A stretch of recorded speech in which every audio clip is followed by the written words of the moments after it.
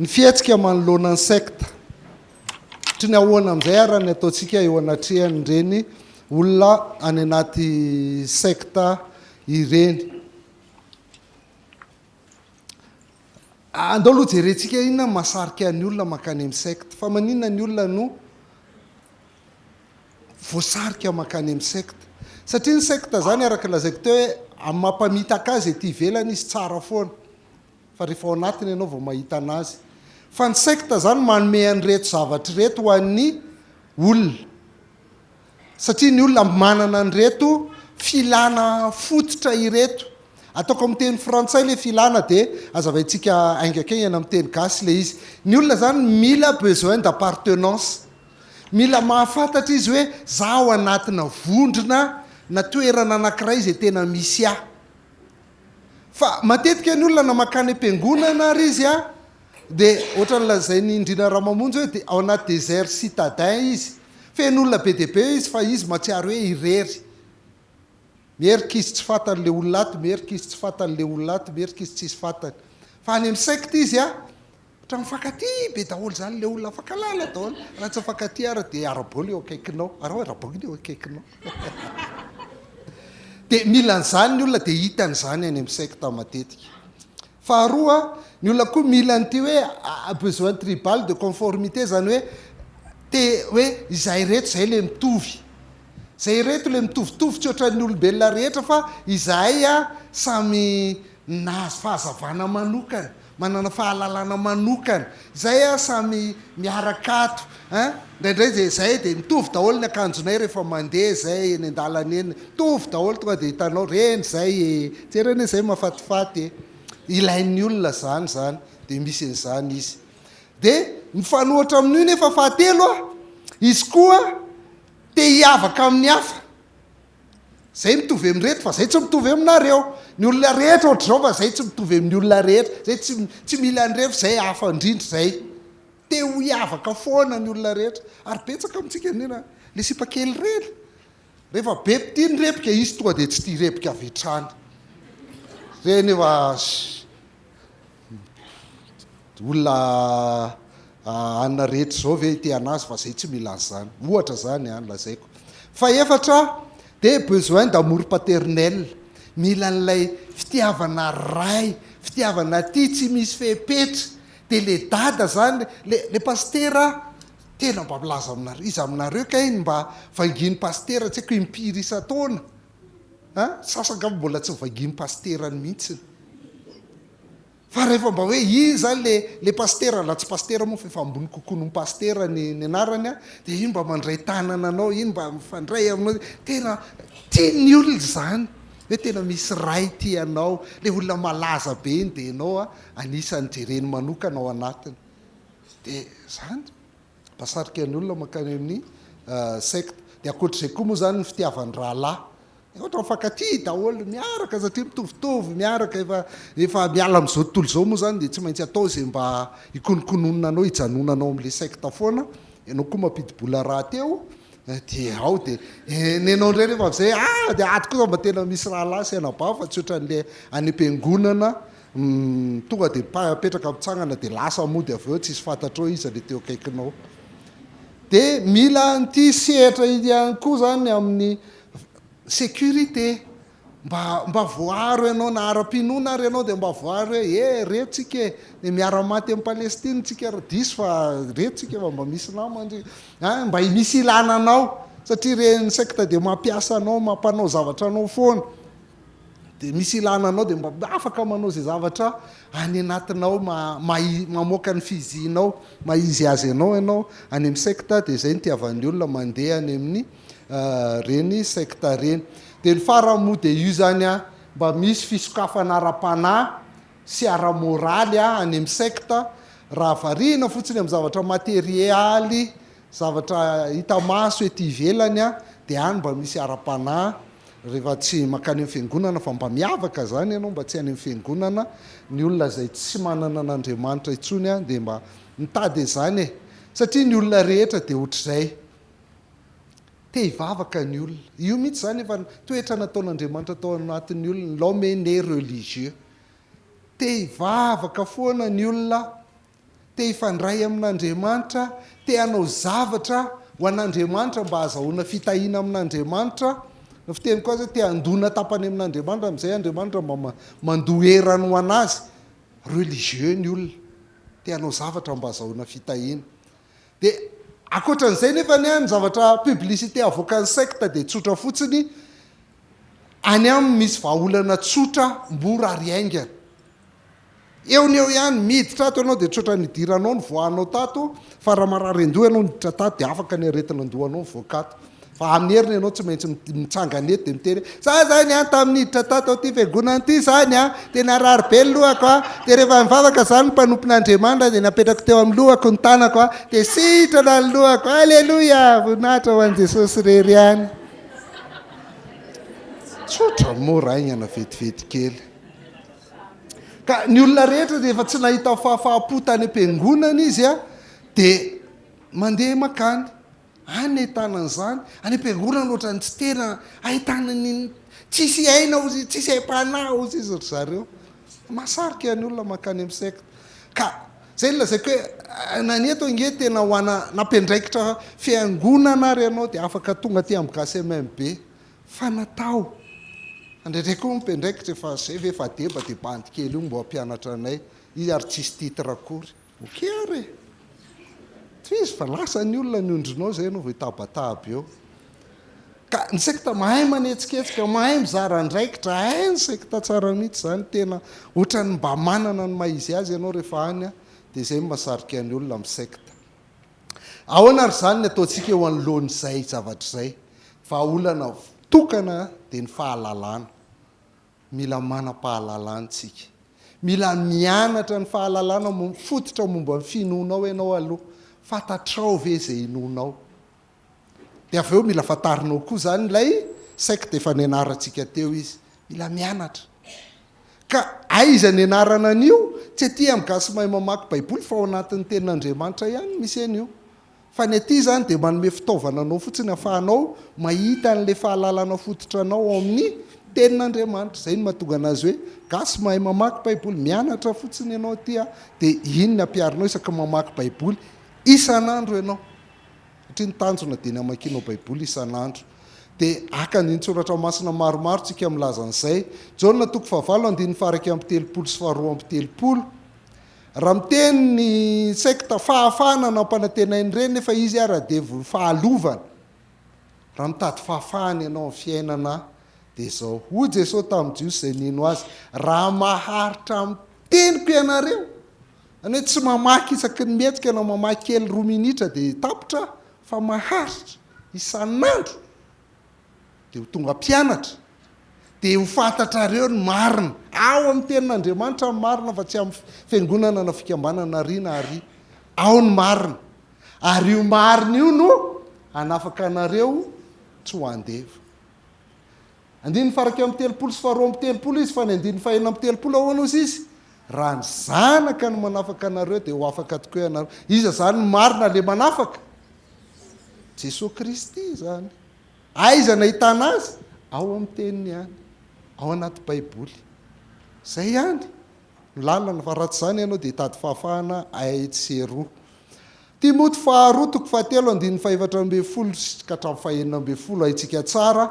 Ianao kosa dia mahareta amin'ny zavatra nianaranao sy nampinonanao satria fantatrao izay nampianatra anao an'izany. Mahareta ao. Fatry ny vony voazaza ianao dia efa nalala soratra masina tany amin'ny katesisy ny sekoly alahady. Ary zany no nampahendry anao amin'ny famonjena amin'ny finoana izay ao amin'ny Kristy Jesosy. 9:12 Ny soratra rehetra nomeny tsindrin'Andriamanitra dia mahasoa koa fampianarana, fandresen-dahatra, fantsiana izay diso, fitaizana fahamarinana. Raha tsy mahay ianao dia ny baiboly afaka mampianatra anao. Raha te ho resy lahatra amina zavatra ray ianao na handresy lahatra dia ny baiboly no afaka manao an'izany. Raha misy diso amin'ny fisainanao dia ny baiboly no afaka manitsy anao. Ary rehefa marina ny fisainanao fa tohizana tezaina amin'iny dia ny baiboly no mampianatra anao an'izany. Dia amin'izay ianao ho tanteraka ny olon'Andriamanitra, ho ampy fitaovana tsara ho amin'ny asa tsara rehetra tiako mihitsy ty ekipe. Ampy fitaovana tsara, vonina amin'ny asa tsara hozy izy amin'ny baibolinareo. mampy fitaovana tsara amin'ny asa tsara rehetra. Tsoratra masina ihany afahanao manao an'izany. Ena fitaovanao hoentinao mandresy lahatra resaka amin'ny sekta olona amin'ny sektara dia ny baiboly ihany. Titosy toko voalohany 9:7 mitana mafy ny teny marina araka ny efa nampianarina mba haizany ananatra amin'ny fampianarana tsy misy klema sady andresy lahatra amin'ny mpanohatra. Io tsy maintsy tazominao aloha ny teny marina dia afaka mananatra amin'ny fampianarana tsisy klema ianao dia afaka mandresy lahatra ny mpanohatra any amin'ny sekta ianao rehefa avy eo. Dia tia tena ngezabe na tia fotsiny arany tsaronao dia efa milavontsika. Asan'ny apôstôly toko 7:20 hoe tsara no tao Tesalonika ny toe-panahindreo satria nandray ny teny tamin'ny zotom-po indrindra izy ka nandinika ny soratra masina isan'andro sady nanadiady ny fahamarinan'izay ireny. Tena ilaina io ry zareo ilaina ny mihaino-toriteny amin'ny radio amin'inona fampianarana ty amin'ny gasy MMB fa ozy ny DM hoe nandinika soratra masina isan'andro izy hanamarinana izay lazain'ny Paoly.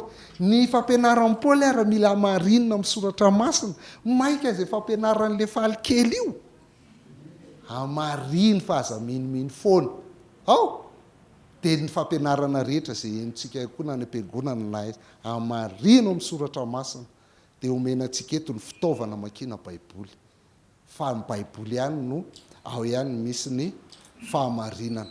Farany ahoana amin'izay ny firesahana aminy dia voalohany mila mahay manavaka ny atao hoe sekta tsika sy ny sekta satria ny fampianaran'ny sekta no tsy mety amintsika fa le olona dia mila tiavintsika fa tsy hoe izay olona any amin'ny sekta akory dia devoly daholo. Tsisy olona devoly zany. Devoly tsy olona ary ny olona tsy devoly fa olona ihany reny ary tia ny tompo vonjena tahaka aseanao. Noho izany mila tia ny tompo na dia tsy tia ny fampianarana tia an'le olona ianao na dia tsy tia ny fampianarany olona any amin'ny sektara satria reny olo reny olona very ohatra ny olona very rehetra ihany. Ny olona very rehetra dia misy saina diso ao anatiny ao mahavery azy na amin'ny sekta izy na tsy. Fa zao aza miady hevitra aminy. Aza miady hevitra amin'ny sekta ary aza manao ping-pong aminy. Ny ping-pong na verset manome verset anankiray izy dia iny koa ianao manokatra. Ka zao koa lazainy tika dia manokatra ray izy izay ny ping-pong tsisy dika lany andro fotsiny eo ianao raha vao izay ny ataonao. Izy koa dia efa izay ny andrasany efa niofanao amin'izay izy hoe raha vao ohatr'izao tia ny vao tonga ao aminareo tonga ao aminareo ozy izy le deba zany mantsy le novice kely dia tia ny andiny-tsoratra masina teneninareo azy raha vao mamaly azao izy dia valeo hoe zao dia efa zay ny anarany. Dia zay mahatonga anazy hoe rehefa resy amin'iny izy dia tsy verina tsony na izy miantso deba kokoa noho izy fa izy efa niomana amin'iny ka tsisy dika ny resaka aminy an'izany. Aza mandany andro aminy amin'izany alao izy andehany raha ohatra ianao tsy manana tenin'Andriamanitra amin'ny fitaovana tsara hiresaka aminy. Fa rehefa miresaka aminy ianao tsy ping-pong na verset natao fa tsy fandesen-dahatra fa fanambaranao ny fiainanao. Ohatra ny ahoana ny nanovany Jesosy Kristy anao fa tsy ny fiangonanao na ny fikambanana misy ianao anao. Raha efa novainy Jesosy Kristy fiainanao. Fa raha tsy novainy ny fiainanao dia androany dia maneky anao izaho mpanota maty ara-panahy fa Jesosy Kristy maty ny solo anahy teo amin'ny hazo fijaliana dia ekeko ny fisoloana nataony dia hitanao fa hovainy ny fiainanao. Dia izay tantaray dia ho hitany hoe ay ve misy tsara lavitra noho ny ato amin'ny sektanay any ivelany ihany dia tsy any amin'ny sekta hafa akory fa ao amin'ny Jesosy Kristy ihany. Jaona voalohany toko voalohany andiny voalohany sy kahatramy fahatelo le fijoroana vavolombelona izay ny lazainy Jaona.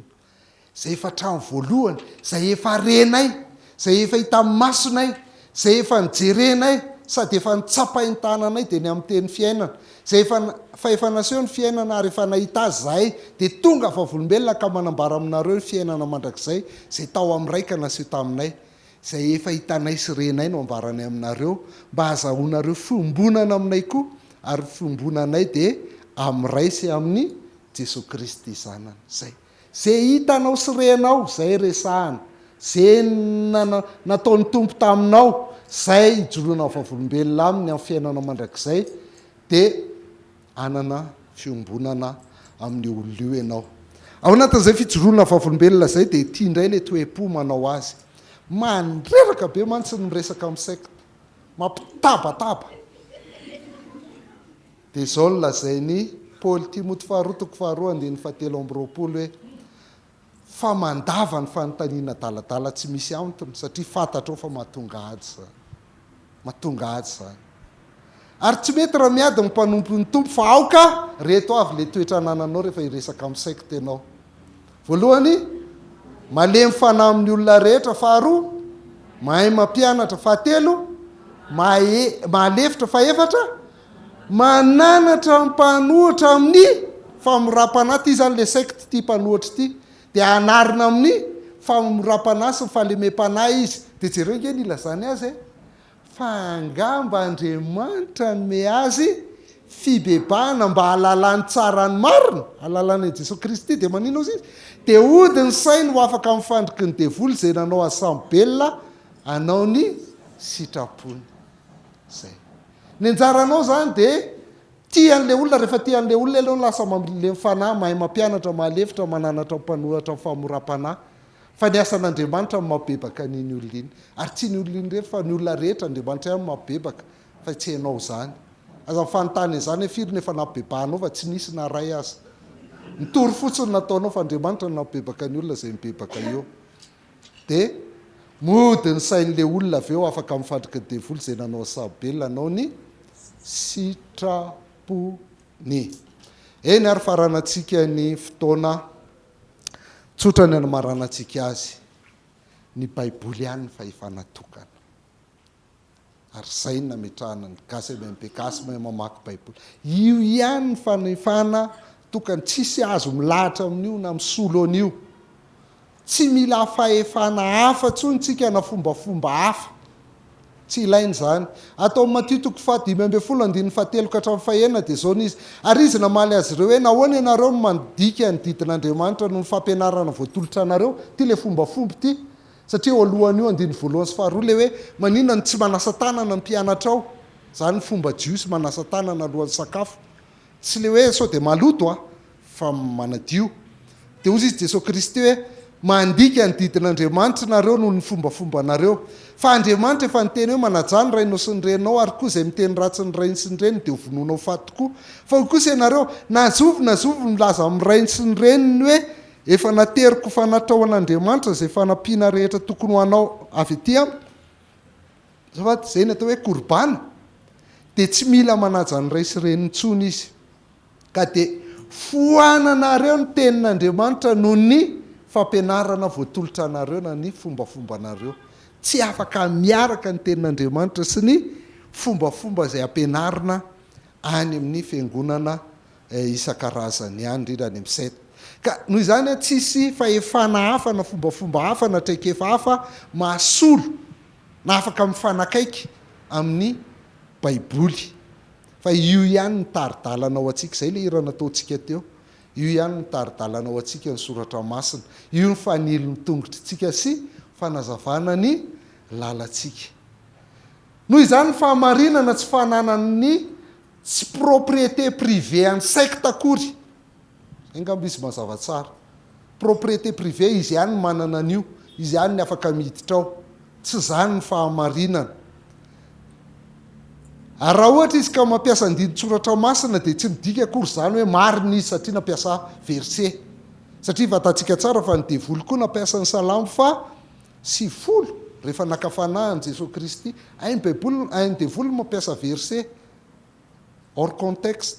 Noho izany tsy hoe rehefa mampiasa verset izy dia marina zany,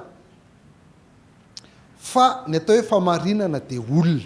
Izao ny lalana sy fahamarinana ary fiainana. Raha nanontany Pilato hoe inona ny marina, dia Jesosy Kristy marina, olona ny marina. Le olona le Andriamanitra zato isan-jato sady olombelona zato isan-jato.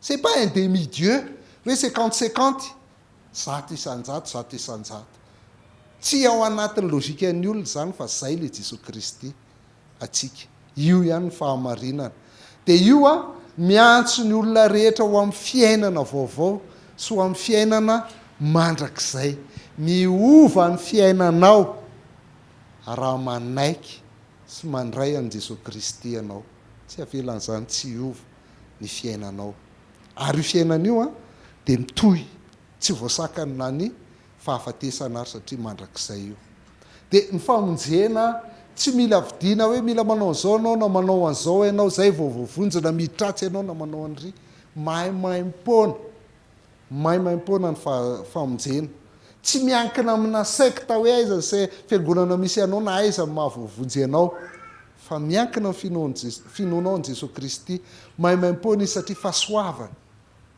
fahasoavan'Andriamanitra zay a ny azahoana famonjena dia tsika fiangonana mila fidèle tsika fiangonana tena matory loatra dia lasa ny sekta ny ondry mitabataba avy eo fa mila fidèle amin'ny baiboly sy amin'ny soratra masina sy amin'ny vavaka tsika na dia tsy tanteraka ary io zany ekena fa tsisy fiangonana tanteraka zany ho a tsy hoe mahita tsy mety kely ray na roa ianao dia fa lasa indray hitady fiangonana hafa latsaka any amin'ny sekta ianao raha vao manao an'izany ao amin'ny Kristy ao amin'ny soratra masina ihany no tena izy ny fiangonana zany tokony toeram-pifaliana zany fa tsy toerana hoe le mandeha zany tsatroka varavara fiangonana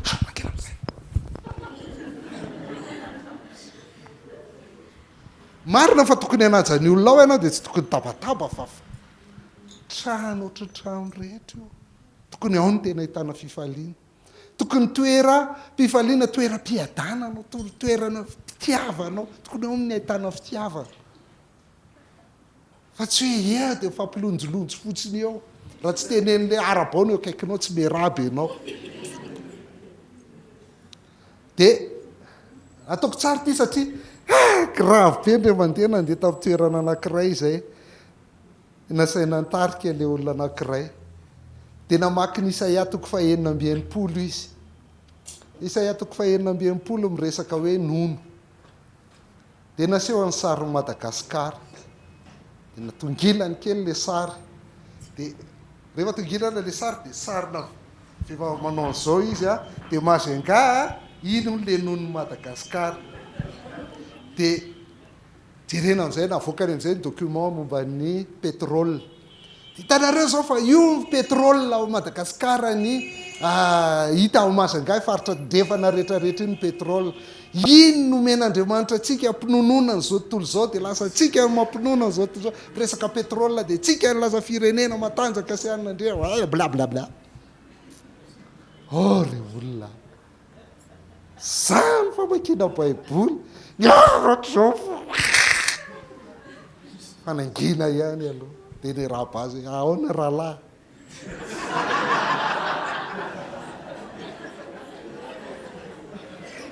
fa nono a petera voalohany tsy faharoa tsony ty a fa petera voalohany toko 2:2 inona io tahaka ny zaza voateraka dia mandriny rononom-panahy tsy misy fitaka dia ny teny mba hitombonareo amin'izany ho amin'ny famonjena zay le izy tompoko dia io ndreo vavaka sy tenin'Andriamanitra mila nonotsika isan'andro mba hampitombo atsika amin'ny famonjena fa tsy pétrole